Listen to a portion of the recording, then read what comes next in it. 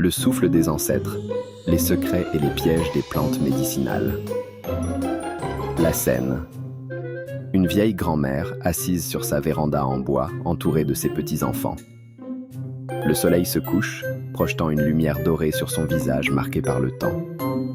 Sa voix est douce, mais son regard est pénétrant, habité par la sagesse des siècles. Mes enfants, approchez. Elle tend ses mains noueuses, usées par le temps, par la terre, par l'amour. Savez-vous combien de vies j'ai sauvées et combien j'ai vu se faner, comme une feuille trop tôt arrachée à son arbre? Elle marque une pause, laissant le vent porter le poids de ses mots.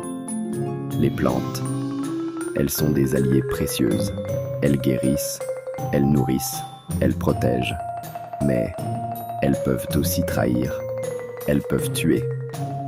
Ses yeux se plissent, sondant l'âme de chacun de ses petits-enfants. Aujourd'hui, je vais vous donner un savoir que peu de gens possèdent. Un savoir qui a traversé les âges, de génération en génération. Un savoir qui peut sauver ou détruire. Écoutez bien, car je ne le répéterai qu'une fois. Un silence, un battement de cœur suspendu dans l'air. Le pouvoir des plantes est une bénédiction et une malédiction. La médecine des ancêtres, l'héritage oublié. Elle prend une profonde inspiration, caressant une feuille de basilic sacrée entre ses doigts. Avant que les médecins, avant que les pilules, avant que les hôpitaux existent, nous avions la terre. Nos ancêtres savaient que tout ce dont nous avions besoin se trouvait ici, dans la nature. Mais aujourd'hui, qui se souvient encore des secrets des racines? Qui sait encore reconnaître l'herbe qui soigne de celle qui tue? Elle pointe du doigt un arbuste à fleurs blanches. Tiens, regarde cette plante, le cérasé, une bénédiction pour le corps. Elle purifie le sang, elle soigne les infections, elle renforce le cœur. Mais prends-en trop, et elle t'affaiblira. Trop de feu consume même l'arbre le plus robuste. Elle attrape une autre plante, aux feuilles épaisses et laiteuses. Et celle-ci, le mancenillier. Tu crois que c'est un simple arbre? Mets-toi sous lui quand il pleut, et son poison te brûlera la peau. Mange un de ses fruits, et ton souffle deviendra un cri de douleur. Elle secoue la tête.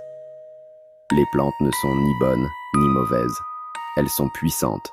C'est à nous de savoir les manier. Le don de guérison, quand la nature soigne. Elle trempe une feuille dans de l'eau chaude, laissant une vapeur parfumée s'élever dans l'air. La nature nous donne tout, si nous savons écouter. Savez-vous ce que nos ancêtres utilisaient pour soigner les fièvres? Elle lève un doigt. Le quinquina, l'écorce de cet arbre a sauvé des millions de vies, bien avant que la science ne découvre la quinine. Un sourire en coin. Et les rhumes? Ah, rien de mieux qu'une tisane de gingembre et de citronnelle. Pour les douleurs d'estomac, le bois d'Inde. Pour calmer l'esprit troublé, la verveine. Elle tapote sa tempe du doigt. Chaque mal a son remède. La nature est généreuse, mais elle exige du respect. Le piège des plantes, quand l'excès tue. Son ton se fait plus grave et son regard devient perçant. Mais écoutez-moi bien, mes enfants, ce n'est pas parce qu'une plante est médicinale qu'elle est inoffensive. Elle lève une main tremblante comme pour invoquer les esprits du passé. J'ai vu des gens mourir parce qu'ils pensaient eux que naturel voulait dire sans danger. Elle désigne une plante aux petites fleurs jaunes. Le corosol, un fruit délicieux, un remède puissant contre certains maux. Mais en excès, il peut affecter le système nerveux, provoquer des tremblements, des hallucinations. Elle prend une poignée de graines noires et les fait rouler dans sa paume. Les graines de ricin. On en tire une huile qui soigne tant de maladies. Mais avale ces graines comme si c'était des bonbons, et tu sentiras ton ventre se tordre dans une agonie sans fin. Elle fixe ses petits-enfants. Comprenez ceci, ce n'est pas la plante qui est dangereuse, c'est l'ignorance. Le devoir de transmission, le futur est entre vos mains. Elle pose ses mains sur ses genoux et soupire. Mes enfants, je ne serai pas toujours là pour vous guider. C'est à vous d'apprendre, de respecter, de transmettre ce savoir.